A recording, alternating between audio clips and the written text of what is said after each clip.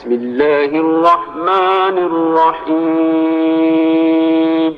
اللہ کے نام سے شروع جو نہایت مہربان ہمیشہ رحم فرمانے والا ہے۔ اِنَّا أَنزَلْنَاهُ فِي لَيْلَةِ الْقَدْرِ بے شک ہم نے اس قرآن کو شب قدر میں اتارا ہے۔ وَمَا أَدْرَاكَ مَا لَيْلَةُ الْقَدْرِ اور آپ کیا سمجھتے ہیں کہ شب قدر کیا ہے؟ لَيْلَةُ الْقَدْرِ خَيْرٌ مِّنْ أَلْفِ شَهْرٍ شب قدر فضیلت و برکت اور اجر و ثواب میں 1000 مہینوں سے بہتر ہے۔ تنزل الملائكة والروح فيها بإذن ربهم من كل أمر اس رات میں فرشتے اور روح الامین اپنے رب کے حکم سے خیر و برکت کے ہر امر کے ساتھ اترتے ہیں۔ سلام هي حتى مطلع الفجر یہ رات طلوع فجر تک سراسر سلامتی ہے۔ صدق اللہ العظیم۔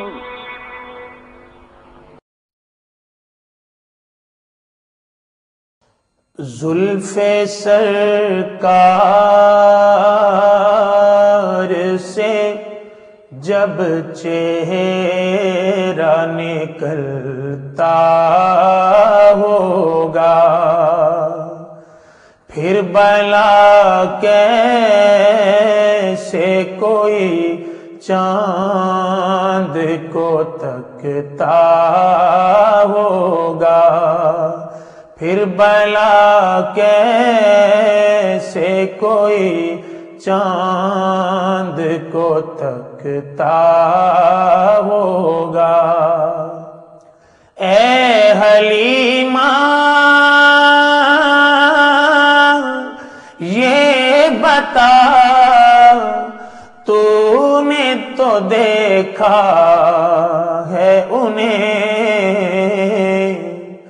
ارے کیسے تجھ سے میرا محبوب لپٹتا ہوگا، کیسے تجھ سے میرا محبوب لپٹتا ہوگا۔ راز چندہ کے ہنسی ہونے کا اب میں سمجھا،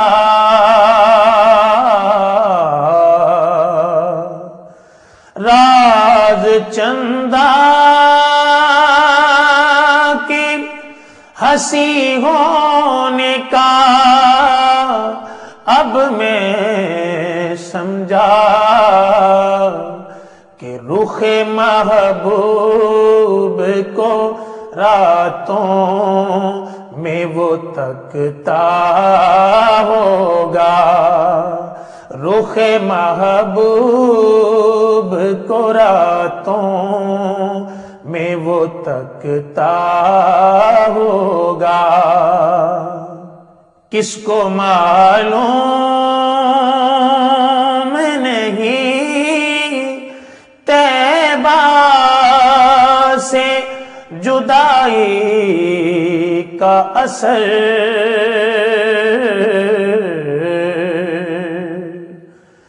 کس کو معلوم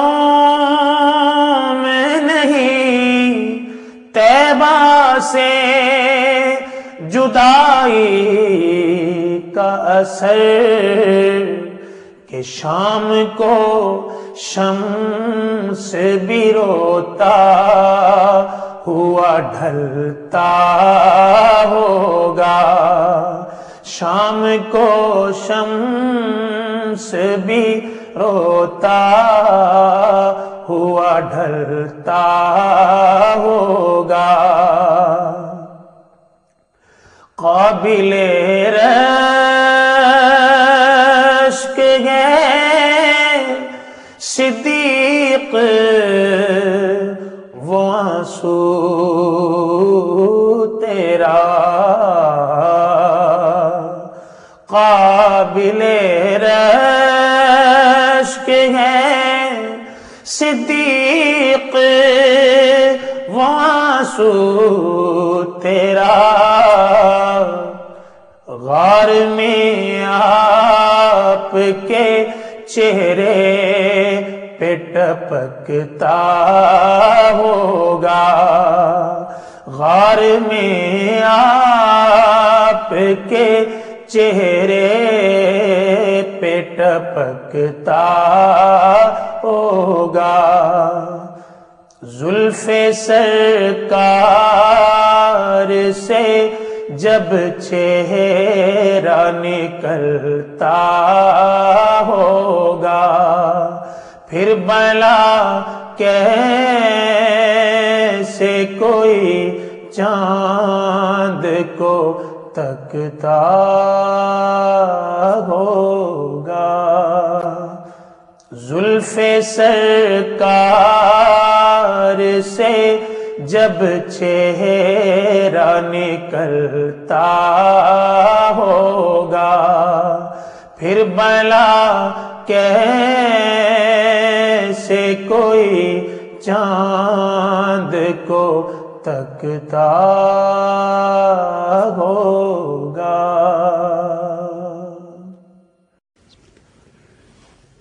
نحمده ونصلي ونسلم على سيدنا ومولانا محمد رسوله النبي الأمين المكين الحنين الكريم الرؤوف الرحيم، أما بعد، فأعوذ بالله من الشيطان الرجيم، بسم الله الرحمن الرحيم، قل لا أسألكم عليه أجرا إلا المودة في القربى، صدق اللہ مولانا العظیم۔ معزز خواتین و حضرات و جملہ ناظرین و سامعین، الحمدللہ آج اللہ جل مجدہ کی توفیق سے ہم شہادت سیدنا امام حسین علیہ السلام کے موضوع کی مناسبت سے گفتگو کا ایک سلسلہ شروع کر رہے ہیں،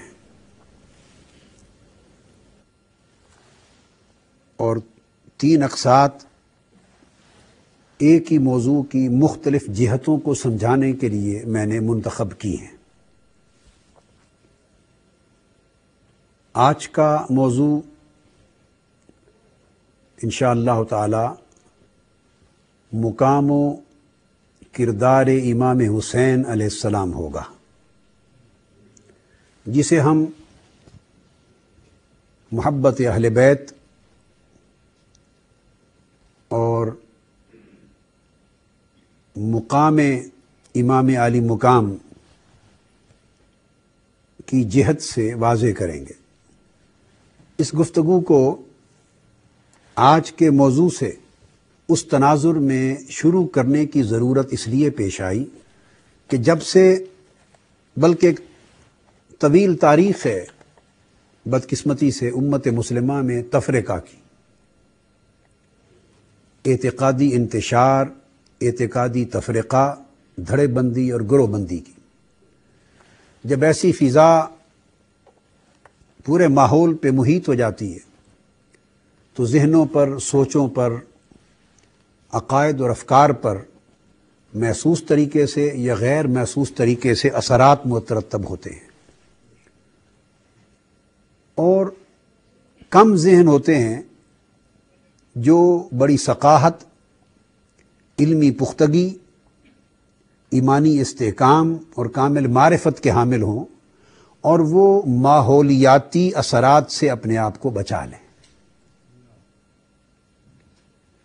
تو تفرقہ پروری کے ماحول میں سب سے بڑا نقصان امت کو یہ ہوتا ہے کہ انتہا پسندی پیدا ہوتی ہے. دو گروہ جو آپس میں متخاصم ہوتے ہیں وہ دونوں رفتہ رفتہ اعتدال کو چھوڑ کر حقائق کو نظر انداز کر کے انتہا کی سمتوں اور حدوں کی طرف سفر شروع کر دیتے ہیں. سیدنا امام حسین کے موضوع پر، اہل بیت اطہار کے موضوع پر اور واقعہ کربلا کے موضوع پر اسی شومی قسمت سے تفرقہ کا بڑا برا اثر ہوا ہے اور لوگوں کے ذہنوں کو اس تفرقہ کی انتہا پسندی نے متاثر کیا ہے اور آپس کے اختلافات نے ذہنوں کو صرف ایک دوسرے سے بعید اور دور نہیں کر دیا بلکہ اصل عقیدہ، صحت ایمان اور جو صحیح راہ ہدایت ہے وہ بھی نظروں سے بس ایک دوسرے کی مخالفت کی وجہ سے اوجھل ہوتی چلی گئی ہے. اب میں اس تمہیدی گفتگو کے بعد براہ راست تعین کرتا ہوں بات کا، نقطے کا. تعین یہ ہے، تعین موضوع یہ ہے کہ اہل سنت اور اہل تشیع، ہمارے ہاں جو دو مکاتب فکر ہیں، ان میں بعض لوگوں نے اختلافات کو ہر دو طرف سے اتنی ہوا دی اور اتنا انتہا کی طرف پہنچایا کہ عقیدہ اسلامی کے دو ٹکڑے کر دیے اور اہل بیت اطہار کے ساتھ محبت، غیر معمولی محبت، اس کو لوگوں کے ذہنوں میں یہ ڈال دیا گیا کہ ان کے ساتھ غیر معمولی محبت اور تعلق کا اظہار اور ان کی بڑی عظمت، اس کا بیان یا اس کا عقیدہ یہ تو تشیع ہے، اس کا مطلب ہے شیعہ ہو جانا ہے. یہ ان کے کھاتے میں ڈال دیا. گویا اہل سنت کا اس سے اتنا گہرا تعلق محبت اہل بیت کے ساتھ معاذ اللہ نہیں ہے. اور صحابہ کرام کی عزت، تکریم، محبت اور احترام، اس کے بارے میں تصور یہ پیدا کر دیا گیا کہ یہ گویا معاذ اللہ خارجیت ہے. قطع نظر اس کے کہ خارجیت کا کوئی محبت خارجیت کی نہ صحابہ سے ہے نہ اہل بیت سے ہے، وہ مطلقاً دشمنان اسلام اپنے عمل سے ثابت ہوئے. لہذا آج میں ان دو انتہاؤں کو ختم کر کے امت مسلمہ کے دونوں بڑے طبقات اور دونوں عقائد کے جو دھارے ہیں ان کے درمیان جو حد اعتدال ہے اس کی طرف ذہنوں کو لانے کی کوشش کروں گا کہ ایمان کی حقیقت کیا ہے اور اہل بیت کی محبت اور اہل بیت کا مقام اور قدر و منزلت، اور اس میں امام عالی مقام سیدنا امام حسین علیہ السلام کا مقام، ازرو عقیدہ و ایمان کیا ہے. تو میں نے جو آیہ کریمہ تلاوت کی جس میں حضور علیہ الصلوۃ والسلام نے امر الہی سے، اللہ کی یہ وحی ہے جو بزبان مصطفیٰ ادا کی گئی کہ فرما دیجئے میں نے جو فریضہ رسالت ادا کیا ہے لوگوں، اور تمہیں گمراہی کے اندھیروں سے نکال کر رشد و ہدایت کے نور کی طرف لایا ہوں، اس پر تم سے کوئی اجر اور کوئی معاوضہ نہیں مانگتا سوائے ایک چیز کے. ایک ہی شے تم سے مانگتا ہوں اور وہ بھی تمہارے بھلے کے لیے، اس میں میری محتاجی اور ضرورت نہیں ہے. وہ یہ کہ جو میری قرابت ہے ان سے محبت کرنا، میرے خونی رشتوں سے محبت کرنا، کہ میری قرابت سے محبت تمہارے ایمان کو بچا لے گی. یہ اس کی وجہ بتا رہا ہوں. اس آیت کریمہ کے نزول کے بعد حضرت عبداللہ ابن عباس رضی اللہ تعالیٰ عنہ روایت کرتے ہیں، اور امام طبرانی نے معجم کبیر میں یہ حدیث روایت کی ہے. ابن عباس روایت کرتے ہیں کہ جب یہ آیت اتری تو صحابہ کرام نے پوچھا، قالوا یا رسول اللہ صلی اللہ علیہ وآلہ وسلم من قرابتک ہؤلاء الذین واجبت علینا مودتہم، یا رسول اللہ آپ نے جو فرمایا کہ صرف قرابت کی محبت مانگتا ہوں، آپ کی وہ قرابت کیا ہے؟ کون لوگ ہیں آپ کے اہل قرابت جن سے محبت و مودت ہم پر واجب کر دی گئی ہے؟ قال علی و فاطمہ وابناہما، رواہ الطبرانی۔ حضور السلام نے فرمایا کہ وہ قرابت میری، اس میں علی ہے، فاطمہ ہے، اور ان کے دونوں بیٹے حسن اور حسین ہیں۔ گویا اس حدیث پاک کا معنی اور مفہوم حضور نبی اکرم صلی اللہ علیہ وآلہ وسلم نے خود متعین فرما دیا۔ اس پر مفسرین نے مختلف اور آراء بھی دی ہیں، لیکن میں اس حدیث نبوی صلی اللہ علیہ وآلہ وسلم اور بروایت عبداللہ ابن عباس اس کو ترجیح دیتے ہوئے اس رائے کو میں نے آپ کے سامنے بیان کیا ہے، اور باقی آراء کی نفی نہیں کرتا ہوں۔ یہاں یہ نقطہ بتانا چاہتا ہوں کہ یہ ایک قرابت کی نسبت ہے۔ لوگوں نے نسبت کی اہمیت اور قرابت کی اہمیت کو سمجھا نہیں ہے، جس کی وجہ سے بہت مغالطے پیدا ہوئے ہیں۔ یہ بات ذہن نشین کر لیں کہ اصولی بات ہے اور قرآن مجید کے ضوابط اور احادیث نبوی پر مبنی کہ نسبت اور قرابت حضور علیہ الصلوۃ والسلام کی ذات اقدس سے ہو ایمان اور اعمال صالحہ کی اتباع کے ساتھ۔ ان لوگوں کی نسبت اور قرابت جو ایمان پر قائم ہے اور اعمال صالحہ پہ قائم ہے اور حضور علیہ الصلوۃ والسلام کی کامل اتباع میں ہے۔ ایمان اور اتباع کی شرط کے ساتھ یہ جو نسبت اور قرابت ہے وہ خواہ زمانی ہو، ایک ہی زمانے اور ایک ہی دور کے رہنے والے لوگ ہوں، خواہ مکانی ہو، ایک ہی وطن اور ایک ہی شہر کے رہنے والے لوگ ہوں، اور خواہ وہ نسبی ہو، ان کی آقا علیہ السلام کے ساتھ خاندان کی، خون کی، ذریت والی نسبت رکھنے والے لوگ ہوں۔ یہ تمام امت مسلمہ اور انسانیت کے تمام طبقات پر ان کو عند اللہ فوقیت، ترجیح اور افضلیت نصیب ہو جاتی۔ آپ دیکھتے ہیں صحابہ کرام قیامت تک کے تمام مسلمانوں پر، خواہ غوث ہیں، قطب ہیں، ابدال ہیں، نجبا ہیں، نقبا ہیں، اولیاء ہیں، ائمہ ہیں، مجتہدین ہیں، محدثین ہیں، مجددین ہیں، جو بھی طبقات ہیں، ان سب پر صحابہ کرام کو جو افضلیت اور فوقیت حاصل ہے اس کا سبب صرف یہ ہے کہ انہیں حضور علیہ الصلوۃ والسلام کے ساتھ صحبت نصیب تھی اور تعلق زمانی و مکانی نصیب تھا، ایمان اور اتباع کے ساتھ۔ تو اب ایک صحابی جس کو اگر ایک دن بھی اعمال صالحہ کا موقع نہیں ملا، ایمان لایا اور تھوڑی وقت کے بعد وفات ہو گئی، اس کا درجہ بھی قطبوں اور غوثوں سے افضل ہے، چونکہ اس نے ایک ہی وقت میں، ایک ہی زمانے میں، ایک ہی مکان میں حضور کی صحبت حاصل کی، حضور کا دیدار کیا، ایمان اور اتباع تھی، تو وہ سب سے اوپر درجہ بلند پا گیا۔ اسی طرح جو لوگ حضور کے وطن کے ہیں آج تک، اہل مکہ اور اہل مدینہ، اہل حرمین کی نہ صرف آج بلکہ قیامت کے دن تک بھی ان کو امت مسلمہ کے ہر شہر میں بسنے والوں پر فضیلت رہے گی۔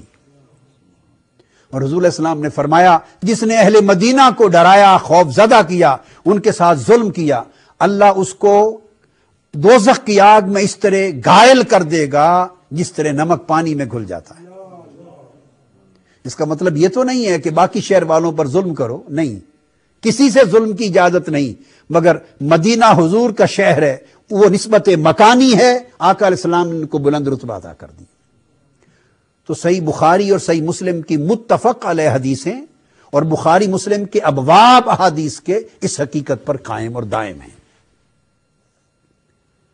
یہ نسبت زمانی ہے، قرابت زمانی ہے، یہ نسبت مکانی ہے، قرابت مکانی ہے۔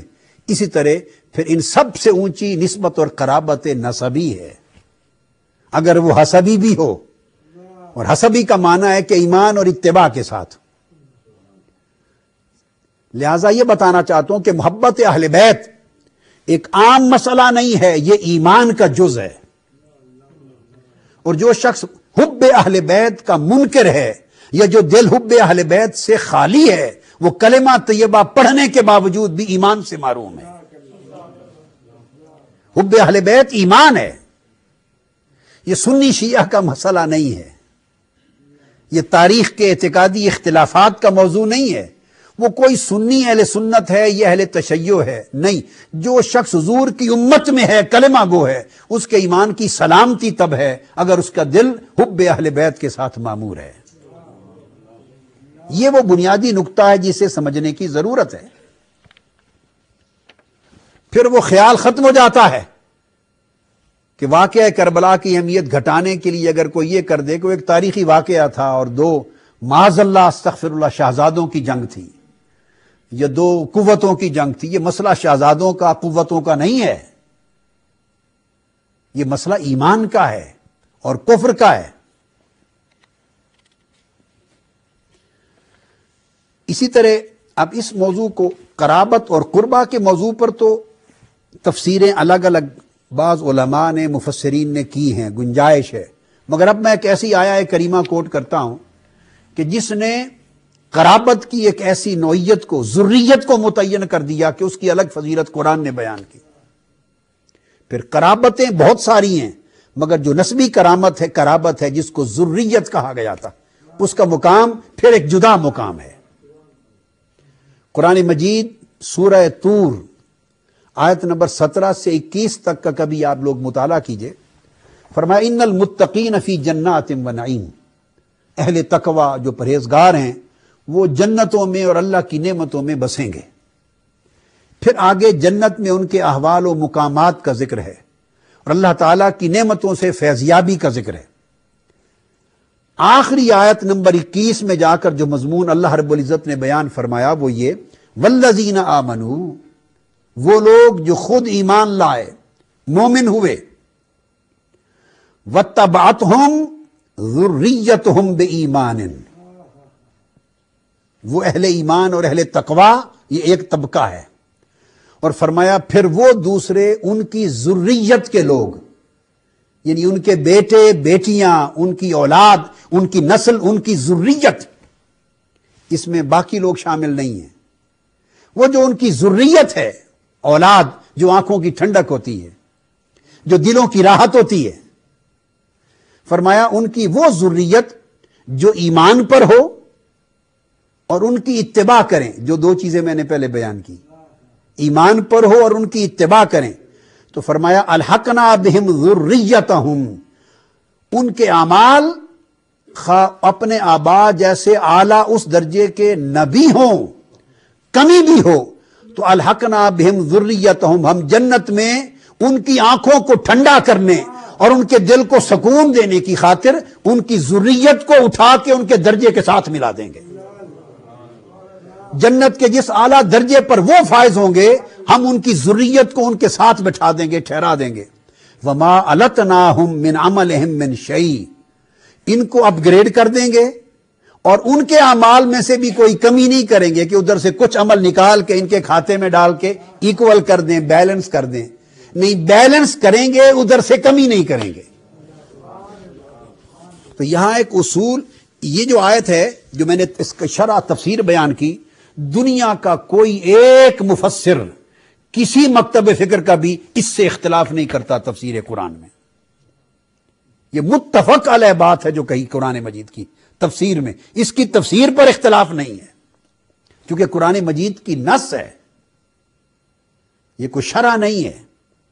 تو اللہ رب العزت نے یہ کہا کہ چونکہ ذریت اگر ایمان اور اتباع کے ساتھ ہو تو وہ والدین کی آنکھوں کی ٹھنڈک ہوتی ہے، دل کی راحت ہوتی ہے، ان کی جان کا سرور ہوتی ہے، آنکھوں کا نور ہوتی ہے، انہیں خوش دیکھ کر ماں باپ کے دل ٹھنڈے ہوتے ہیں، یہ ایک فطری عمل ہے۔ تو ذریت اگر ان کی اتباع پر ہو، پیروی پر ہو، ان کے نقش قدم پر ہو، ان کی راہ پر ہو اور اہل ایمان ہو، یہ خوبیاں ہوں اور عمل صالح کریں، بھلے عمل میں ان کے درجے کے برابر نہیں بھی پہنچ سکے تو ان کی خوشی کی خاطر جنت میں ان کے ساتھ ملا دیں گے۔ یہ پریولیج اسلام میں کسی اور طبقے کو نصیب نہیں ہوا، قرآن مجید ہے، الحم سے والناس تک پڑھ لیں، یہ پریولیج، یہ اعزاز، یہ امتیاز، یہ تخصیص اللہ رب العزت نے کسی اور کو نہیں دی، یہ حق ذریت کا رکھا ہے۔ تو ذریت کی یہ تخصیص جب قرآن نے بیان کر دی ہے تو کسی کلمہ گو کا حق کیا ہے کہ وہ ذریت کی اہمیت اور عظمت سے انکار کرے یا اس میں کوئی ذہن میں شک و شبہ رکھے۔ یہ صرف شکوک کی گرد ہے، لوگوں کے پاس علم کی گہرائی نہیں، پختگی نہیں، وسعت نہیں، تھوڑا سا پڑھ کے اسے کل سمجھتے ہیں اور ایک انتشار فکری پیدا کر دیتے ہیں۔ لہذا اس چیز کو ذہن میں رکھتے ہوئے بنیادی بات اب میں نے عرض کیا کہ چونکہ ذریت اور پھر اہل بیت، حضور نبی اکرم صلی اللہ علیہ وآلہ وسلم جب آیت کریمہ اہل بیت کے لیے اتر گئی تو 6 ماہ تک حضور علیہ الصلوۃ والسلام کا معمول یہ تھا کہ 6 ماہ تک آقا علیہ السلام جب سیدہ فاطمہ الزہرا رضی اللہ تعالیٰ عنہ کے دروازے کے سامنے سے نماز فجر کے وقت نکل کے گزرتے تو یا اہل البیت کر کے انہیں آواز دے کے جگاتے جاتے۔ اب میں جو حدیث اس وقت کوٹ کر رہا ہوں وہ ترمذی شریف کی حدیث ہے، ترمذی شریف کی۔ سنن ترمذی میں حضرت عمر بن ابی سلمہ روایت کرتے ہیں، لما نزلت هذه الآية على النبي صلی اللہ علیہ وآلہ وسلم انما يريد الله ليذهب عنكم الرجس اهل البيت ويطهركم تطهيرا، کہ اللہ تعالیٰ اے اہل بیت یہ چاہتا ہے کہ ہر قسم کی ناپاکی اللہ تعالیٰ تم سے کلیتاً دور کر دے اور تمہیں طاہر و مطہر کر دے، پاک کر دے، نمونہ طہارت بنا دے۔ جب یہ آیت اتری تو فرماتے ہیں کہ حضرت ام سلمہ کے گھر آقا علیہ السلام تشریف فرما تھے، آپ نے اس آیت کے نزول پر فدعا فاطمہ و حسنن و حسینن، حضور علیہ السلام نے حضرت فاطمہ کو بلایا، سیدنا حسن کو بلایا، سیدنا حسین کو بلایا، فجل لہم بکساء، اور ان سب کو اپنی چادر کے اندر چھپا لیا، اپنی کملی میں ڈانپ لیا، وعلی خلف ظہرہ، اور حضرت علی کو اپنی پشت کے پیچھے کھڑا کر لیا، چاروں کو اپنے ساتھ بٹھا کر حضرت علی پر بھی اپنی کملی ڈال دی، فجل لہ بکساء، ان پر بھی کملی ڈال دی، ثم قال اللہم ہؤلاء اہل بیتی، اے اللہ یہ میری اہل بیت ہے، فاذہب عنہم الرجس وطہرہم تطہیرا۔ یہ سنن ترمذی کی یہ حدیث ہے جس کو میں نے آپ کے سامنے ابھی کوٹ کیا۔ اور پھر امام ترمذی کے علاوہ اس کو پھر مناقب اہل بیت کے ساتھ پھر امام احمد بن حنبل نے بھی روایت کیا، امام حاکم نے مستدرک میں روایت کیا، امام طبرانی نے روایت کیا، اور کثرت کے ساتھ کتب میں یہ تفصیل آئی ہے۔ دوسرا موضوع کہ آقا اللہ رب العزت نے وہ آیت نازل کی، ازواج مطہرات کا ذکر تھا ان کے لیے، آقا علیہ السلام ان کا مضمون چلا آ رہا تھا، اس تناظر میں اتاری، آقا علیہ السلام نے یہ 4 نفوس مقدسہ کو بلا کر اپنی کملی میں ڈھانپا اور فرمایا میری اہل بیت یہ ہے، شامل کر لیا۔ ابو سعید خدری رضی اللہ تعالیٰ عنہ روایت کرتے ہیں کہ یہ آیت اہل البیت، آیت تطہیر، قال نزلت فی 5 فی رسول اللہ وعلی وفاطمہ والحسن والحسین۔ امام طبرانی نے معجم اوسط میں روایت کی کہ یہ آقا علیہ السلام کے ساتھ سیدنا علی، سیدہ فاطمہ، سیدنا امام حسین، سیدنا امام حسن، ان کے لیے نازل ہوئی۔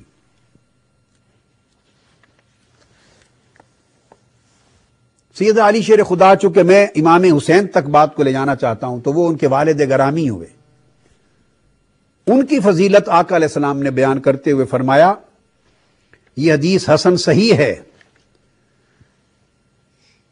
اور یہ جو حدیث ابھی روایت کر رہا ہوں اس کو بھی امام ترمذی نے روایت کیا، اور پھر امام ترمذی کے علاوہ حدیث سن لیجئے، آقا علیہ السلام نے سیدنا علی شیر خدا کا ہاتھ مبارک پکڑ کر کے فرمایا قال من کنت مولاہ فعلی مولاہ، رواہ ترمذی، جس کا میں مولا ہوں اس کا علی مولا ہے۔ اس حدیث نبوی کی وجہ سے ان کو لقب مولا ملا، جس کی وجہ سے مسلمان ان کو مولا علی کے نام سے پکارتے ہیں۔ یہ کسی سنی اور شیعہ مسلک کے لوگوں نے نہیں دیا، یہ آقا علیہ الصلوۃ والسلام نے ان کو نوازا اس ٹائٹل کے ساتھ۔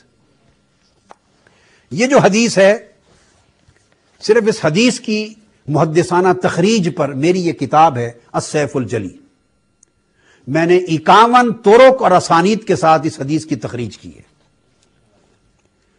اس ایک حدیث کو من کنت مولاہ فعلی مولاہ، صحابہ اور تابعین کرام میں سے 58 صحابہ اور تابعین اس حدیث کے راوی ہیں، 58۔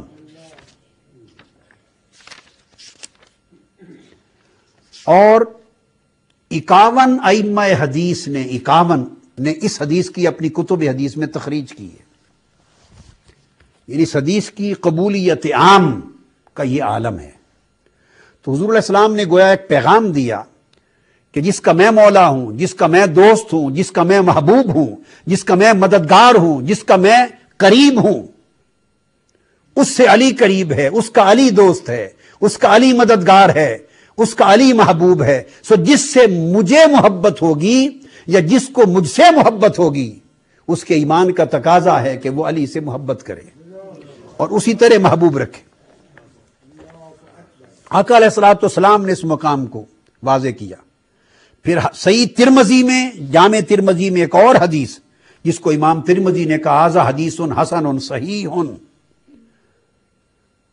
ابن جنادہ رضی اللہ تعالیٰ عنہ سے روایت کیا کہ قال قال رسول اللہ صلی اللہ علیہ وسلم علی منی وانا من علی، علی مجھ سے ہے اور میں علی سے ہوں، علی مجھ سے ہے اور میں علی سے ہوں۔ تو آقا علیہ الصلوۃ والسلام نے یہ مقام آپ کا کہ علی اور میرے درمیان یہ نسبت ہے، اور میں سیدنا علی شیر خدا کی گفتگو ختم کر کے آگے سیدہ فاطمہ الزہرا کی گفتگو تر جا رہا ہوں۔ اس آیت کریمہ پر یہ بات ختم کرنا چاہتا ہوں کہ حضور علیہ الصلوۃ والسلام نے ولایت میں اپنا تعلق بیان کر دیا، اخوت میں بیان کر دیا، جزئیت میں کہ وہ میرا جز ہے، میں اس کا کل ہوں، سارے مناقب بیان کر کے قرآن مجید کی ایک آیت کریمہ ہے کہ جو انتہا ہو گئی مناقب اور فضائل کے بیان کی، سورہ آل عمران کی آیت نمبر 61 جسے آیت مباہلہ کہتے ہیں۔ حضرت سعد بن ابی وقاص رضی اللہ تعالیٰ عنہ روایت کرتے ہیں، اور صحیح مسلم اور جامع ترمذی دونوں میں روایت آئی ہے۔ جب یہ آیت اتری، جب 60 علماء نجران سے آئے تھے، نصارہ کے عیسائی علماء، حضور علیہ السلام سے مناظرہ کرنے، پھر مباہلہ کرنے، تو مباہلے کی بات آئی تو آیت اتری، تو حضور علیہ السلام نے ان سے فرمایا آؤ مباہلہ کرو، یعنی اللہ کی بارگاہ میں ہم اپنے حق اور سچ ہونے کا اعلان کرتے ہیں، یہ ایک طریق ہے، شرع میں تفصیل میں نہیں جا رہا، مباہلہ کریں۔ تو آپ نے فرمایا قرآن مجید کی آیت فقل، اللہ پاک نے فرمایا تعالوا ندعو ابناءنا وابناءکم ونساءنا ونساءکم وانفسنا وانفسکم، آؤ ہم بلاتے ہیں اپنے بیٹوں کو، تم اپنے بیٹوں کو لے آؤ، میں اپنی بیویوں کو، عورتوں کو لاتا ہوں، تم اپنی عورتوں کو لاؤ، اور ہم اپنی جانوں کو لاتے ہیں، اپنی جانوں کو، تم اپنی جانوں کو لاؤ۔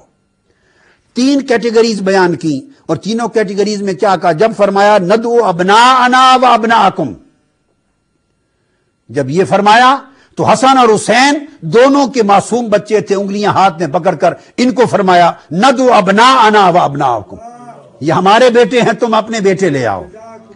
جب فرمایا نساءنا و نساءکم، اپنی عورتیں لاتے ہیں، تو سیدہ فاطمہ الزہرا کو باپردہ ساتھ لے لیا، تم فاطمہ کے مقابلے میں اپنی کوئی عورت لاؤ۔ جب فرمایا انفسنا، اپنی جانوں کو لاتے ہیں، تو اپنی جان کے ساتھ اپنی جان اور مولا علی المرتضیٰ کی جان ملا دی۔ تو یہاں قرآن مجید میں سیدنا علی شیر خدا کو، نفس علی کو مشابہت دے دی حضور کے فیض کی وجہ سے، حضور کی توجہ کی وجہ سے، اس مکانت و منقبت کے باعث کی انفسنا میں شامل کر دیا۔ تو معلوم یہ ہوا کہ ان کی ذات اقدس سے جو محبت ہے وہ نفس محمد سے محبت ہے صلی اللہ علیہ وسلم، نفس اہل بیت سے محبت ہے، یہ ایمان کا مسئلہ۔ اب یہی مقام سیدہ فاطمہ الزہرا رضی اللہ تعالی عنہا کا، کچھ حدیثیں تو میں بیان کر چکا اہل بیت کے تذکرے سے، اور ایک چادر میں چھپا کے ان کو اہل بیت کہنا، یا ہر نماز کے بعد نکلتے ہوئے اہل بیت کو آواز دے کے جانا، یہ تو بیان ہو چکی. اب سیدہ فاطمہ الزہرا رضی اللہ تعالی عنہ کی شان میں ایک حدیث میں بطور خاص بیان کرنا چاہتا ہوں. پوری کتاب ہے، میں نے اس میں کوئی 102 احادیث سیدہ فاطمہ الزہرا کے مناقب میں احادیث جملہ کتب سے تخریج کی ہیں، بیان کی ہیں، الدرۃ البیضاء. لیکن اس وقت جس حدیث پر میں توجہ دینا چاہتا ہوں وہ ایک عجیب مضمون ہے. آقا علیہ الصلوۃ والسلام نے فرمایا، مسور بن مخرمہ راوی ہیں اور صحیح بخاری کی حدیث ہے، اور بخاری شریف میں ایک سے زائد مقامات پہ آئی ہے، مسلم شریف میں آئی ہے، مصنف ابن ابی شیبہ میں آئی ہے، طبرانی میں، حاکم میں، بہقی میں، دیلمی میں، اور کثرت کے ساتھ ہماری دیگر کتب حدیث میں یہ حدیث روایت ہوئی ہے. میں نے اپنی کتاب میں صرف اس حدیث ایک کی، جسے اب میں کوٹ کر رہا ہوں، اب پڑھ رہا ہوں، 66 کتب حدیث کے حوالے دیے ہیں. 66 کتب حدیث کے. ابھی میں جو حدیث پڑھنے والا ہوں، اس حدیث میں نے اپنی کتاب صفحہ 35 پر الدرۃ البیضاء پر حضور علیہ السلام نے فرمایا، ان رسول اللہ صلی اللہ علیہ وسلم قال فاطمہ بدعۃ منی فمن اغضبها اغضبنی. فاطمہ میری جان ہے. اب اس کی شرح میں کروں گا. ترجمہ کیا جاتا ہے فاطمہ میرے جسم کا ٹکڑا ہے. جسم کا ٹکڑا کہنے سے سیدہ فاطمہ الزہرا کی کوئی نمایاں فضیلت کا اظہار نہیں ہوتا. ہر بیٹی باپ کے جگر کا ٹکڑا ہوتی ہے، ہر بیٹی باپ کے جگر کا ٹکڑا ہوتی ہے. تو یہ کوئی نمایاں فضیلت نہیں. اس کا معنی عرض کرتا ہوں. میں نے ترجمہ کیا اس کا کہ فاطمہ میری جان ہے، یا فاطمہ میں میری جان ہے. جس نے اسے ناراض کیا اس نے مجھے ناراض کیا. اب یہاں جو چیز سمجھنے والی ہے، یہ حدیث 3 مختلف الفاظ کے ساتھ روایت ہوئی ہے، بخاری میں، مسلم میں، ترمذی میں، کتب حدیث میں. ایک مقام پر فرمایا آقا علیہ السلام نے بدعۃ منی، جو میں نے پڑھ دیا. دوسرے مقام پر حضور نے فرمایا مدغۃ منی. تیسرے مقام پر فرمایا فاطمہ تو شجنۃ منی. 3 لفظ ہیں، تینوں ہماری کتب حدیث میں روایت میں ہیں. ان کا معنی سمجھنا ہے. جب فرمایا بدعۃ منی، بدع کہتے ہیں ایک عدد کے لیے استعمال ہوتا ہے، اور 3 سے لے کر 9 تک، 10 کی اکائی ہونا 10 کی، تو 3 سے 9 تک کا جو عدد ہے اس کے لیے بدع کا استعمال ہوتا ہے. اور قرآن مجید میں اکثر مقامات پر بدع یا بدع کا لفظ 7 کے لیے استعمال ہوا ہے. سورہ یوسف میں ہے فلابث فی السجن بضع سنین، وہ جیل میں 7 سال رہے. مفسرین اس کی تصریح کرتے ہیں کہ 7 سال رہے. دوسرے مقام پر قرآن مجید میں آیا ہے سورہ روم میں سیغلبون فی بضع سنین، وہ بضع سنین میں غالب آ جائیں گے 3 سے 9، اور وہ 7واں سال تھا جب روم پر غالب آئے. تو 10 میں سے 7 کو قرآنی استعمال کے مطابق بدع اور بدع کہا ہے، اور 10 میں 7 کا تعین کریں تو یہ 2/3 بنتا ہے. 3.5 1 تہائی 10 کی، پھر 3.5 دوسری تہائی، تو یہ بن گیا 7. 3.5 اور ہو تو 9.5 لگ بھگ. تو 7 کا عدد 10 کی اکائی میں 2/3 بنتا ہے، 2 تہائی. تو آقا علیہ السلام کا فرمان فاطمہ تو بدعۃ منی کا معنی یہ ہے کہ میری 2 تہائی جان تو صرف فاطمہ الزہرا ہے. یعنی لوگوں فاطمہ سے اتنی محبت کرو کہ میری 2 تہائی جان صرف فاطمہ ہے، صرف فاطمہ ہے. دوسری حدیث جو میں نے عرض کیا وہ آیا ہے لفظ مدغہ.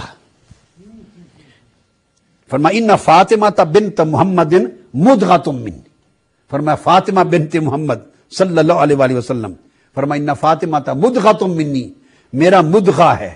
مدغہ عربی میں قطعۃ لحم، گوشت کے ٹکڑے کو کہتے ہیں. اب گوشت کے ٹکڑے سے وہ جو بدع اور بدع کا معنی کر چکے وہ تخصیص نہیں بنتی. پھر لغت کی کتابیں اٹھائیں، آپ صحاح کو دیکھیں، تہذیب اللغہ کو دیکھیں، لسان اور عرب کو دیکھیں، ہر امام لغت نے لکھا ہے کہ انسان کے دل کو مدغہ کہتے ہیں، قلب کو، دل کو مدغہ کہتے ہیں. اور اس معنی کی تائید حدیث پاک سے ہے جو بخاری شریف میں بھی ہے. فرمایا ان فی الجسد مدغۃ، کہ جسم کے اندر ایک مدغہ، ایک ٹکڑا ایسا ہے اگر وہ اچھا ہو جائے تو پورا جسم اچھا ہو جائے، اگر وہ فساد انگیز اگر بگڑ جائے تو پورا جسم بگڑ جائے۔ فرمایا الا وہی القلب، وہ مدغہ دل ہے، تو مدغہ کو دل کہتے ہیں۔ تو اس معنی کی روح سے سیدہ فاطمہ الزہرا کو فرمایا حضور نے کہ فاطمہ میرا دل ہے۔ اور ویسے بھی قرآن مجید میں ہے فَخَلَقْنَا الْعَلَقَةَ مُدْغَةً فَخَلَقْنَا الْمُدْغَةَ خَلَقْنَا الْمُدْغَةَ عِظَامًا فَكَسَوْنَا الْعِظَامَ لَحْمًا، کہ ہم نے علقہ بنایا، علقہ سے مدغہ بنایا اور مدغہ سے عظام بنایا۔ تو مدغہ اس وقت حدیث پاک میں آتا ہے کہ جب مدغہ بنتا ہے ماں کے رحم میں بچہ، علقہ سے مدغہ ایک نیکسٹ سٹیج ہے، جب وہ لوتھڑا بنتا ہے اور گوشت کا ٹکڑے کی مانند بنتا ہے اس کی مانند، تو مدغہ وہ چیز ہے جس میں اللہ فرشتے کو دے کے روح پھونکتا ہے، مدغہ میں روح ڈالی جاتی ہے۔ تو گویا مدغہ وہ ہے جس میں روح ڈالی جائے، تو بالفاظ دیگر مدغہ دل بھی ہوا، مدغہ جان بھی ہوا۔ تو اس حدیث کی روح سے حضور نے فرمایا لوگو فاطمہ میرا دل و جان ہے، دل بھی ہے جان بھی ہے۔ اور یہ بات اب آپ کی سمجھ میں آ جائے گی کہ یہ بنیاد سیدہ فاطمہ الزہرا کی ذات پہ کیوں رکھی گئی، انہیں اتنی اہمیت کیوں دی گئی۔ اور تیسرے مقام پر فرمایا فاطمہ تو شجنۃ منی یبسطنی ما بسطہا ویقبضنی ما قبضہا۔ مسند امام احمد بن حنبل کے فاطمہ میرا شجنا ہے، شجنا، جو اسے خوش کرے اس نے مجھے خوش کیا، جو اسے ناراض کرے اس نے مجھے ناراض کیا۔ اب تہذیب اللغہ اور صحاح اور لسان العرب کل لغت کی کتابیں دیکھیے تو شجنا کسے کہتے ہیں؟ شجنا کہتے ہیں قرابت مشتبکہ، اس طرح انگلیاں آپس میں ایک دوسرے کے اندر گھس کر جڑی ہوئی ہوں تو اس کو شجنا کہتے ہیں۔ درخت کی جڑیں اور شاخیں آپس میں اس طرح جڑی ہوئی ہوں کہ انہیں جدا جدا نہ کیا جا سکے تو اس کو شجنا کہتے ہیں۔ مشتبکن کا اشتباک العروق، جس طرح زمین کے نیچے درخت کی جڑیں اس طرح جڑ جاتی ہیں آپس میں اور جال بن جاتا ہے کہ ایک کو دوسرے سے جدا کرنا پاسبل نہیں رہتا، اس کیفیت کو مشتبکہ کیفیت کو شجنا کہتے ہیں۔ تو گویا آقا علیہ السلام نے فرمایا کہ فاطمہ میرا شجنا ہے، یعنی میری جان اور میری فاطمہ کی جان اس طرح آپس میں جڑی ہوئی ہے جس طرح درخت کی جڑیں آپس میں جڑی ہوئی ہوتی ہیں۔ تو کوئی ان کو جدا کرنا چاہے تو جڑیں کٹ تو سکتی ہیں، جدا نہیں ہو سکتی۔ یہ جو آقا علیہ الصلوۃ والسلام نے سیدہ فاطمہ الزہرا کے اس مقام کو بیان کیا، اس کا ایک سبب ہے۔ اتنا بلند مقام کہ حضور نے فاطمہ کو اپنی جان کہا، فاطمہ کو اپنا دل کہا، اور فاطمہ کی جان کو اور اپنی جان کو شجنا اور مشتبکہ کہا کہ ہمیں جدا نہیں کیا جا سکتا، اور جو فاطمہ کو ناراض کرے وہ مجھے ناراض کرتا ہے۔ اور فاطمہ کل عالم کی عورتوں کی سردار ہے، حتیٰ کہ سیدنا عمر فاروق رضی اللہ تعالیٰ عنہ روایت کرتے ہیں، سیدنا فاروق اعظم فرمایا خدا کی قسم جس کے قبضہ قدرت میں میری جان ہے، میں نے کانوں سے سنا کہ جب حضور علیہ السلام حضرت فاطمہ سے خطاب کرتے، گفتگو کرتے، تو فرماتے فدا کے ابی و امی یا فاطمہ، فاطمہ تجھ پر میرے ماں باپ قربان ہو جائیں۔ ہم جب حضور سے خطاب کرتے ہم عرض کرتے یا رسول اللہ ہمارے ماں باپ آپ پر قربان ہو جائیں، اور حضور جب فاطمہ سے بات کرتے تو فرماتے میرے ماں باپ تم پہ قربان ہو جائیں۔ اب اس کا سبب کیا ہے؟ سیدہ فاطمہ الزہرا کو اپنی محبت میں یہ مرکزی حیثیت دینا، اس کا سبب کیا ہے وہ انشاءاللہ تعالی ہم کل کی جو نشست ہوگی اس میں بیان کریں گے۔ وما علینا الا البلاغ۔ پھر بلا کیسے کوئی چاند کو تکتا ہوگا، اے حلیمہ یہ بتا تو نے تو دیکھا ہے انہیں، ارے کیسے تجھ سے حسین باغ نبوت کا پھول ہے، میرا حسین باغ نبوت کا پھول ہے، حیدر کی اس میں جان ہے، خون رسول ہے، حیدر کی اس میں جان ہے، خون رسول ہے، حیدر کی اس میں جان ہے، خون رسول ہے۔ نحمدہ ونصلی ونسلم علی سیدنا و مولانا محمد رسولہ النبی الامین المکین الحنین الکریم الرؤوف الرحیم، اما بعد، اعوذ باللہ من الشیطان الرجیم، بسم اللہ الرحمن الرحیم۔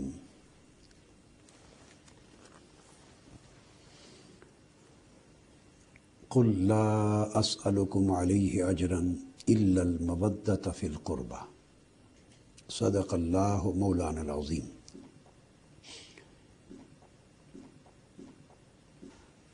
معزز خواتین و حضرات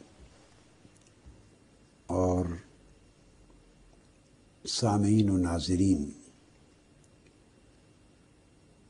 اللہ رب العزت کا شکر ہے جس کی توفیق سے ہم نے عظمت شہادت امام حسین علیہ السلام کے موضوع پر 3 قسطوں پر مشتمل ایک سلسلہ گفتگو شروع کیا، جس میں سے پہلی قسط گفتگو کی کل گزر چکی۔ آج انشاءاللہ تعالی ہم اسی سلسلہ گفتگو کو آگے بڑھا رہے ہیں۔ پہلی نشست میں میں نے محبت اہل بیت کے تناظر میں سیدنا علی المرتضیٰ کرم اللہ وجہہ الکریم اور سیدہ کائنات سیدہ فاطمہ الزہرا رضی اللہ تعالی عنہ ان کا ذکر کیا، اور گفتگو یہاں پہ ختم کی تھی کہ حضور علیہ الصلوۃ والسلام نے سیدہ فاطمہ الزہرا رضی اللہ تعالی عنہ کے لیے فرمایا کہ فاطمہ میرا بدعہ ہے، فاطمہ تو بدعۃ منی، فاطمہ تو مدغۃ منی، فاطمہ تو شجنۃ منی، کہ فاطمہ کا تعلق میری جان سے، میری ذات سے اور میرے وجود سے بدعہ کا ہے، یعنی 2/3 جان میری فاطمہ میں ہے۔ مدغہ کا تعلق ہے، یعنی میرا دل اور مرکز روح فاطمہ کی ذات ہے، اور شجنا کا تعلق ہے، یعنی میری جان اور فاطمہ کی جان زیر زمین درخت کی جڑیں جس طرح آپس میں پیوست ہوتی ہیں اور جدا نہیں کی جا سکتی، اس طرح مجھے اور فاطمہ کو جدا نہیں کیا جا سکتا۔ یعنی یہ ناممکن ہے کہ کوئی کہے کہ ہم رسول اللہ صلی اللہ علیہ وسلم سے محبت کرتے ہیں اور فاطمہ الزہرا سے نہیں کرتے۔ فرمایا یہ تمہاری، جب میرا کلمہ پڑھ لیا تو تمہاری ڈسکریشن نہ رہی، اب تمہاری مرضی کا مسئلہ نہیں ہے، جس کا کلمہ پڑھ رہے ہو یہ اس کی مرضی کا مسئلہ ہے۔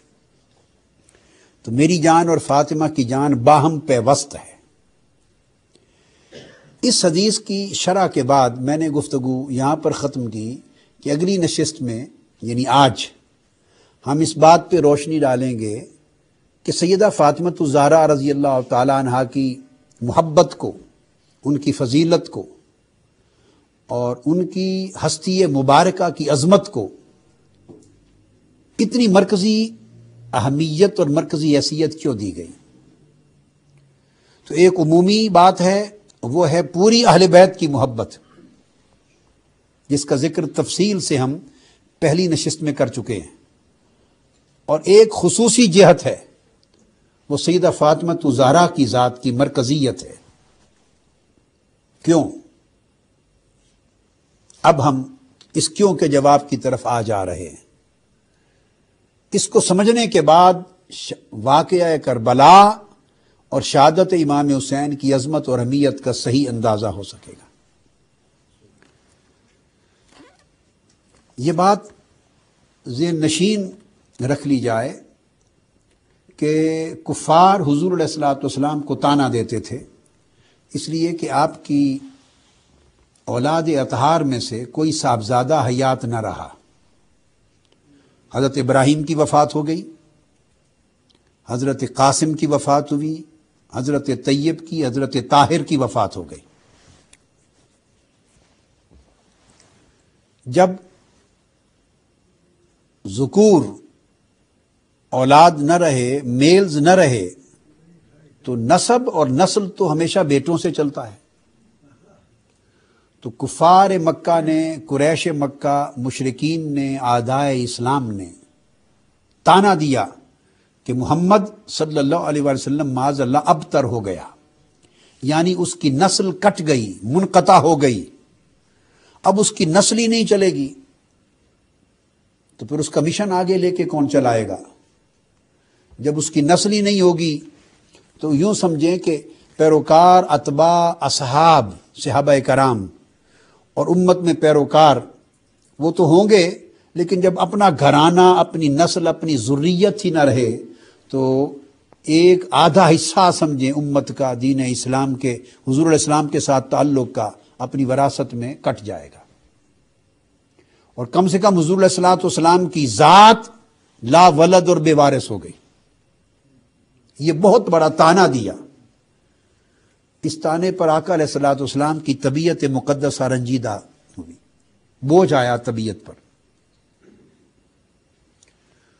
حضور علیہ السلام ان کے طعنہ کے جواب میں آقا علیہ السلام کی طبیعت کی خوشی کے لیے، مسرت و فرحت کے لیے، اطمینان قلب کے لیے یہ آیت کریمہ نازل ہوئی، انا اعطیناک الکوثر۔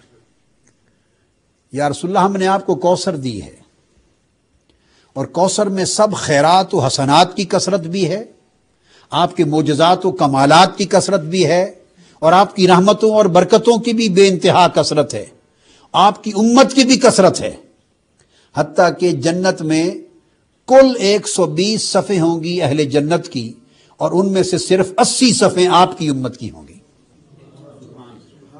گویا اتنی کثرت دی ہے کہ کثرت کی بھی انتہا ہو گئی۔ اور پھر اس کے اندر یہ بھی اشارہ تھا جو اگلی آیت میں آ رہا ہے، یعنی یا رسول اللہ صلی اللہ علیہ وسلم آپ کو تنہا نہیں چھوڑا، کثرتوں کی کثرتیں بلکہ کثرتوں کی انتہائیں ہم نے آپ کے مبارک قدموں سے جوڑ دی ہیں۔ انا اعطیناک الکوثر فصلی لربک وانحر، آپ اللہ کی نماز ادا کریں، قربانی دیں، شکر ادا کریں۔ اور یہ طعنہ دشمنوں کا رہ گیا کہ آپ مقطوع النسل ہو گئے، معاذ اللہ، کہ آپ کی نسل کٹ گئی، اب آپ کی اولاد نہیں ہوگی۔ تو یہ طعنہ بھی غلط ہے، ان شانئک ھو الابتر، آپ کی نسل نہیں کٹی، آپ کے دشمن کی نسل کٹ گئی، اس کا نام و نشان مٹ جائے گا دنیا سے۔ جو آپ کا دشمن ہوگا دنیا میں اس کی نسل کا کوئی نام و نشان، کوئی وجود نہیں ہوگا۔ جو آپ کے دین کا دشمن ہوگا، جو آپ کی ذریت کا دشمن ہوگا، اس کا کوئی نام و نشان دنیا میں لینے والا نہیں ہوگا۔ تو آپ کے دشمنوں کی نسل کٹ گئی۔ یہ جو جواب دیا ان کو، یہ تو اس طعنے کا رد تھا، مگر اس رد کی اور حضور علیہ الصلوۃ والسلام کی نسل کے برقرار رہنے کی کوئی عملی شکل بھی تو ہونی تھی، عملی شکل بھی تو ہونی تھی کہ دشمنوں کی نسل کٹ گئی، آپ کی نسل باقی رہے گی اور اتنی پھیلے گی کہ اس میں بھی کثرت ہوگی اور برکت ہوگی۔ تو اس کی عملی شکل کیا تھی؟ تو آقا علیہ الصلوۃ والسلام کی نسل مقدس، ذریت مبارکہ، آل اطہار اور اولاد امجاد، تو حضور کی نسل پاک کو پوری دنیا میں پھیلا دینے کا واحد ذریعہ اور وسیلہ اللہ نے حضور کی شہزادی فاطمۃ الزہرا کو بنایا رضی اللہ تعالی عنہا۔ تو فاطمۃ الزہرا کا وجود گویا کفار کے طعنہ کا جواب بن گیا۔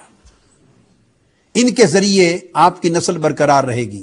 اوروں کی نسل بیٹوں سے چلتی ہے، آپ کی نسل آپ کی صاحبزادی سیدہ فاطمہ سے چلے گی. یہ وہ وجہ تھی کہ جو مرکزیت دی گئی سیدہ فاطمہ الزہرا کو، اور ان کی ناراضگی میں اپنی ناراضگی اور اللہ کی ناراضگی ڈکلیئر کر دی. چونکہ اب ایمان کا رشتہ امت کا سیدہ فاطمہ الزہرا کے ذریعے حضور کی بارگاہ سے جوڑا جا رہا تھا.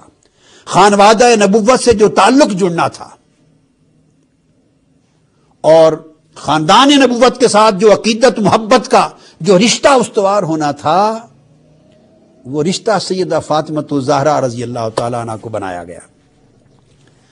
اس لیے حضور علیہ السلام نے فرمایا، حضرت عمر بن خطاب رضی اللہ تعالیٰ عنہ، سیدنا فاروق اعظم رضی اللہ تعالیٰ عنہ روایت کرتے ہیں، اور امام حاکم نے مستدرک میں روایت کیا، اور اسے امام احمد بن حنبل نے فضائل صحابہ میں، امام بزار نے اپنی مسند میں، طبرانی نے موجم میں، ان تمام کتب حدیث میں روایت آئی. اور راوی سیدنا فاروق اعظم رضی اللہ تعالیٰ عنہ فرماتے ہیں، انی سمعت رسول اللہ صلی اللہ علیہ وسلم، میں نے آقا علیہ السلام سے سنا، کل نسب و سبب ینقطع یوم القیامہ، کہ قیامت کے دن ہر نسب و سبب منقطع ہو جائے گا، کٹ جائے گا، سوائے میرے نسب اور سبب کے، وہ قیامت کے دن بھی برقرار رہے گا. اب اس حدیث کے ساتھ جو چیز میں کوٹ کرنا چاہتا ہوں وہ یہ کہ حضور کا نسب کیسے رہے گا. اسے حضرت فاطمہ الزہرا رضی اللہ تعالی عنہ ہی نے روایت کیا ہے، اور امام طبرانی نے المعجم الکبیر میں، اور امام ابو یعلا نے مسند میں، اور امام دیلمی نے الفردوس میں، اور بہت سی کتب حدیث میں یہ حدیث آئی. سیدہ فاطمہ الزہرا رضی اللہ تعالی عنہ روایت کرتی ہیں، اور جو روایت میں اب کوٹ کر رہا ہوں اسی حدیث کے لیے، وہ میں سیدنا عمر فاروق سے کوٹ کر رہا ہوں رضی اللہ تعالی عنہ، اور حضرت جابر بن عبداللہ سے کی جو روایت ہے وہ کوٹ کر رہا ہوں. اور وہ روایت بھی طبرانی نے موجم میں، اور امام احمد بن حنبل نے روایت کی، اور امام حاکم نے مستدرک میں روایت کی.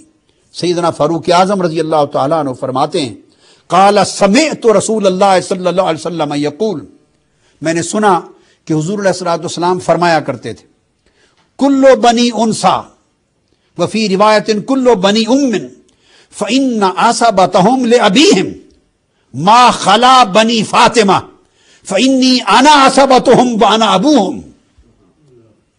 فرمایا کہ ہر عورت کی اولاد کا نسب، ہر عورت کی جو نسل چلتی ہے اس کا نسب اس کے باپ سے ہوتا ہے.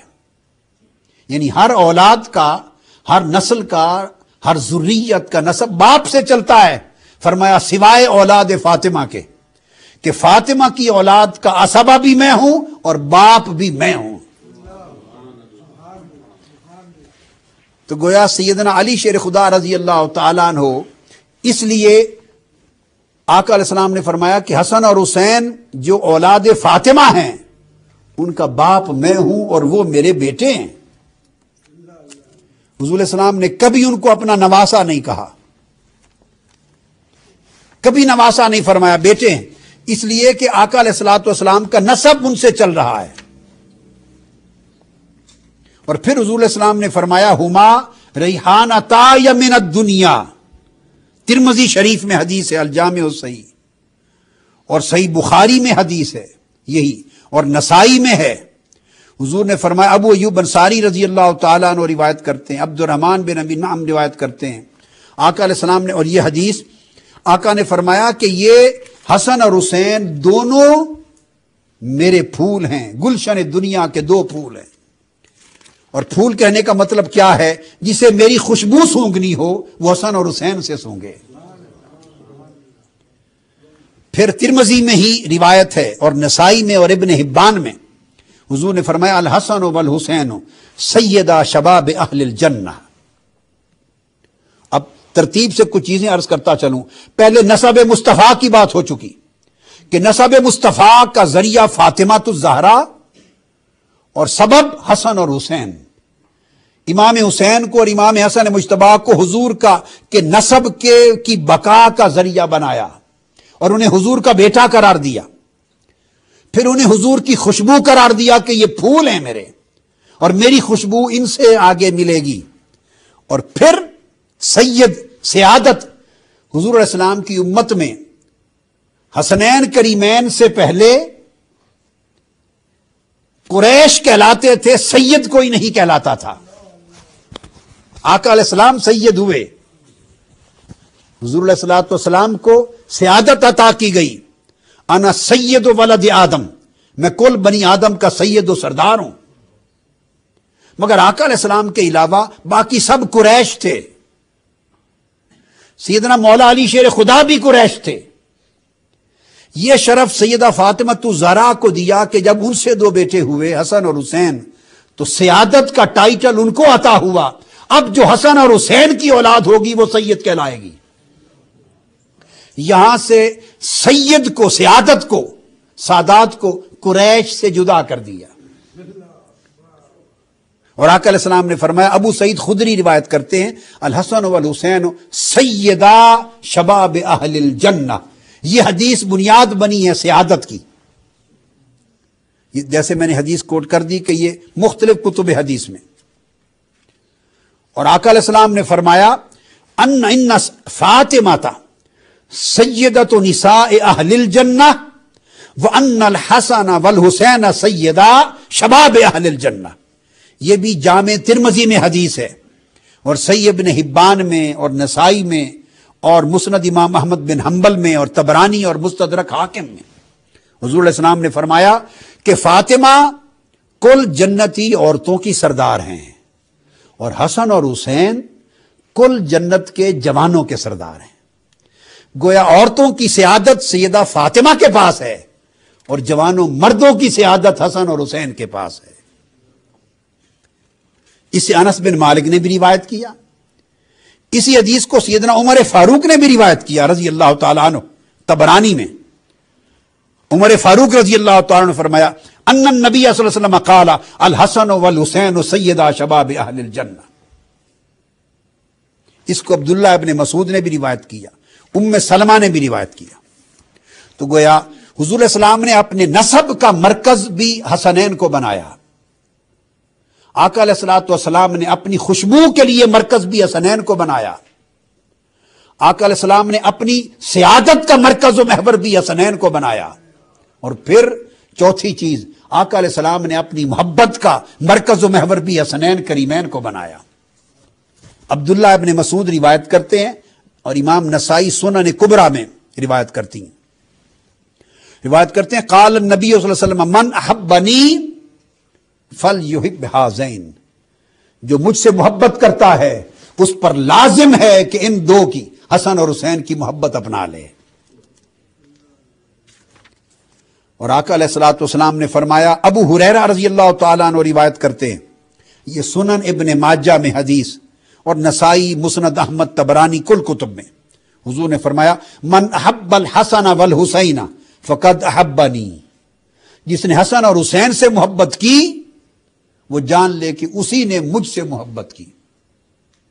آپ اس رشتے کو سمجھیں. فرمایا قرآن مجید میں اللہ پاک نے من یطع الرسول فقد اطاع اللہ، جس نے میرے اس محبوب رسول کی اطاعت کی اسی نے اللہ کی اطاعت کی. تو اللہ کی اطاعت کا کوئی تصور اطاعت رسول کے بغیر نہیں ہے.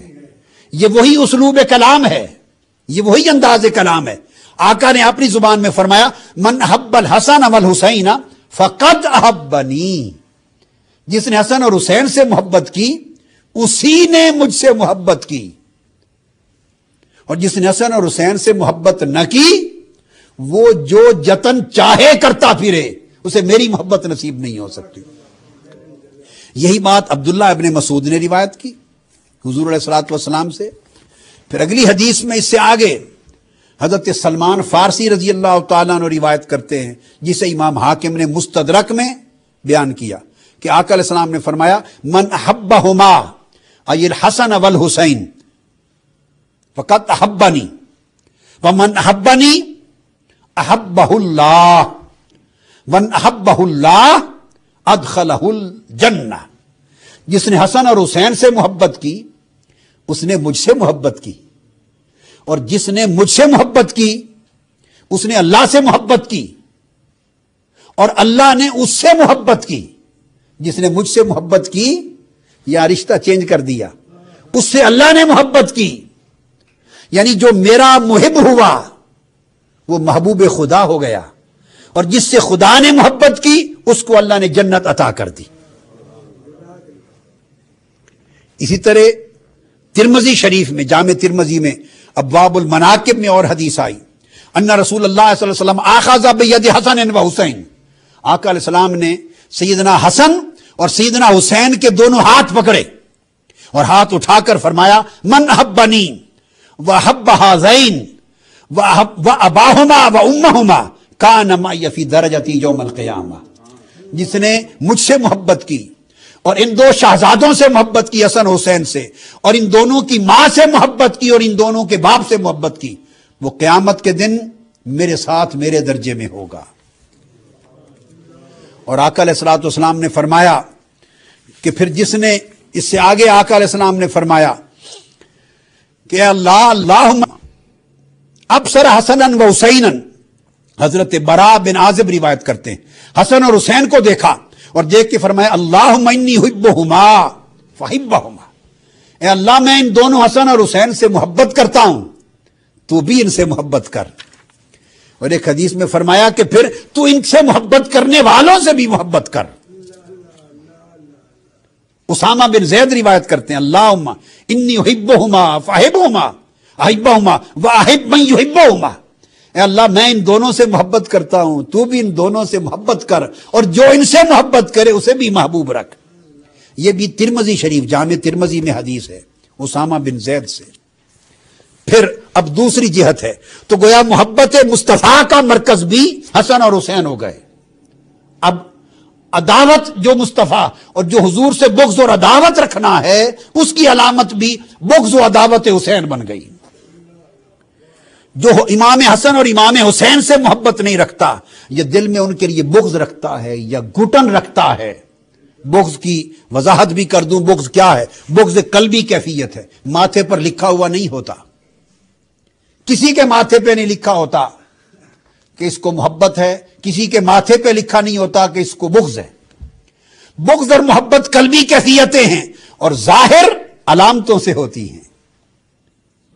تو فرمایا کہ جس کو حسن بغض ہو تو دل میں گھٹن ہوتی ہے، ان کا ذکر آئے، اگر کسی سے محبت ہو تو اس کا ذکر آئے تو دل کھل اٹھتا ہے، چہرہ چمک اٹھتا ہے، طبیعت فرحت میں آ جاتی ہے، ایک کیف و سرور پیدا ہو جاتا ہے، اور جی چاہتا ہے کہ رات ساری محبوب کا ذکر ہوتا رہے۔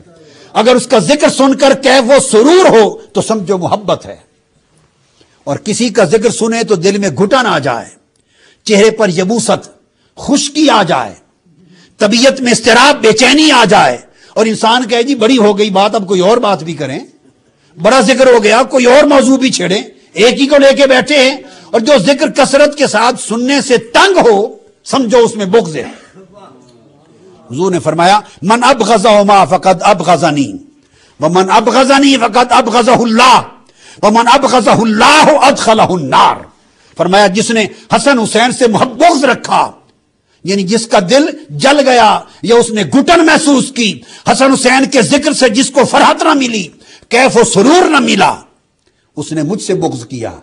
جس نے مجھ سے بغض رکھا اس نے اللہ نے اس سے بغض کیا، اور جس کو اللہ مبغوض کر دے اسے جہنم میں اٹھا کے پھینک دیتا ہے۔ یہ حدیث ابن ماجہ میں بھی ہے اور سیاستہ کی دوسری کتب میں بھی ہے۔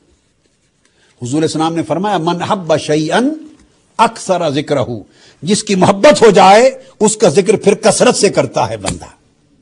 تو ذکر حسین محبت رسول کی علامت ہے۔ حضور علیہ السلام نے یہ بھی اللہ عرض کیا اللہم عادمن آداہم وعالمن علاہم، اے اللہ تعالیٰ والمن والاہم، جو حسن اور حسین سے محبت رکھے تو انہیں محبوب دوست بنا لے، اور جو حسن اور حسین سے دشمنی رکھے تو ان کا دشمن ہو جائے۔ یہ دعا کی۔ اور حضور علیہ السلام نے فرمایا، یہ بھی ترمذی شریف کی جامع سیاستہ کی حدیث، زید بن ارقم روایت کرتے ہیں، فرمایا ان رسول اللہ علیہ وسلم قال لعلی وفاطمہ والحسن والحسین، فرمایا انا حرب لمن حاربتم وسلم لمن سالمتم، فرمایا اے علی، فاطمہ، حسن اور حسین، انا حرب لمن حاربتم، جو تم سے جنگ کرے گا وہ تم سے نہیں، میں ان کے ساتھ جنگ کروں گا۔ اور جو تم سے صلح اور پیار اور دوستی رکھے گا میں ان سے دوستی رکھوں گا. تو گویا حضور علیہ السلام نے اپنے آپ کو ان کا دفاع بنا دیا.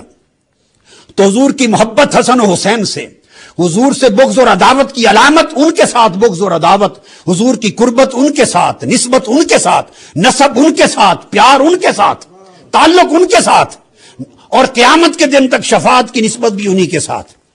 اور آقا علیہ السلام نے فرمایا مجھے حسن اور حسین سے میرے پیار کا یہ عالم ہے کہ قیامت میں ہر کسی کو قرب ہوگا، کہیں کوئی ہوگا کہیں کوئی ہوگا، مگر حسن حسین کو پکڑ کے قیامت کے دن جہاں جاؤں گا ساتھ رکھتا پھروں گا. اور حضور نے فرمایا کہ حسن حسین قیامت کے دن عرش کے قبہ کے نیچے آرام کریں گے، اور حسن حسین قیامت کے دن میرے ساتھ سوار ہوں گے. اور آقا علیہ السلام نے ان دونوں کو کندھوں پر اٹھا لیا.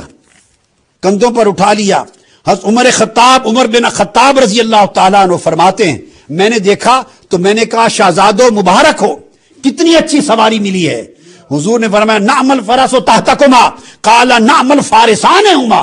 عمر ان سے کہہ رہے ہو، مجھے کہو کہ کتنے اچھے سوار ملے ہیں، سوار کتنے اچھے ہیں. یعنی آقا علیہ السلام نے امت کو یہ سارے احکام، یہ فرامین، یہ حدیث کیوں ہیں؟ اس لیے کہ امت متوجہ ہو اور اپنی ساری محبتوں کی جہت میرے حسن اور حسین کی طرف کر دیں، میری اہل بیت کی طرف کر دیں. اور پھر آقا علیہ السلام نے اپنا پرسنل ڈیمونسٹریشن سے بھی اس محبت کا اظہار کیا ہے. ڈیمونسٹریٹ کی ہے محبت. ڈیمونسٹریٹ کیسے کی کہ اگر آقا علیہ السلام نماز میں گئے، مسند ابو یعلا میں ہے، حضرت انس بن مالک کی روایت کرتے ہیں، اور حسن و حسین شہزادے حضور کے کندھوں پر پشت پر سوار ہو گئے تو ان کی خاطر حضور سجدہ طویل کر دیتے تھے، اور اس وقت تک اٹھتے نہ تھے جب تک وہ نیچے نہ آ جائیں. اور آقا علیہ الصلوۃ والسلام نے فرمایا ایک حدیث میں کہ جنت میں، طبرانی نے روایت کی کہ جنت عرض کرے گی باری تعالی، جنت عرض کرے گی کہ تو نے مجھ سے وعدہ کیا تھا کہ میں اپنے عرش کے 2 ستونوں کے ذریعے تجھے مزین اور آراستہ کر دوں گا، تیرے حسن و جمال کو دوبالا کر دوں گا. اب ہر کوئی آ گیا، جنت سج گئی، آباد ہو گئی، اب اپنے عرش کے 2 ستون بھی دے تاکہ میری رونق بڑھ جائے. حضور فرماتے ہیں کہ اللہ تعالیٰ فرمائے گا کہ جنت کیا میں نے تمہیں حسن اور حسین نہیں دے دیے؟ یہ میرے عرش کے خوبصورت ترین ستون ہیں، اور تمہاری رونق حسن اور حسین کے وجود سے ہے. اور حضور علیہ الصلوۃ والسلام نے ارشاد فرمایا کہ میں اور حسن اور حسین قیامت کے دن ہمیشہ ہر جگہ ایک ہی مقام، لفی مکان واحد یوم القیامہ، ایک ہی مکان پر پائے جائیں گے. آقا علیہ الصلوۃ والسلام نے یہ ساری قربتیں جو بیان کی اس کا مقصود تھا سیدہ فاطمہ الزہرا کو مرکزی حیثیت دینے کا مقصود حسن اور حسین تک پہنچانا تھا، اور حسین کو مرکزی حیثیت دینے کا مقصود کربلا تک پہنچانا تھا، امت کے ذہن کو کربلا تک پہنچانا تھا. اس لیے کہ جو کردار حسین جوان ہو کر اور پختہ عمر ہو کر اسلام کی بقا کے لیے اور دین مصطفیٰ کے تحفظ کے لیے جو کردار انجام دینے والے تھے، آقا علیہ السلام ان کے مقام و مرتبہ کو بیان کر اس کردار کی معرفت دے رہے تھے. اب اس کردار کا ذکر انشاءاللہ تعالی ہم آخری نشست میں کل کریں گے. وما علینا الا البلاغ. باغ نبوت کا پھول ہے میرا حسین، باغ نبوت کا پھول ہے، حیدر کی اس میں جان ہے، خون رسول ہے.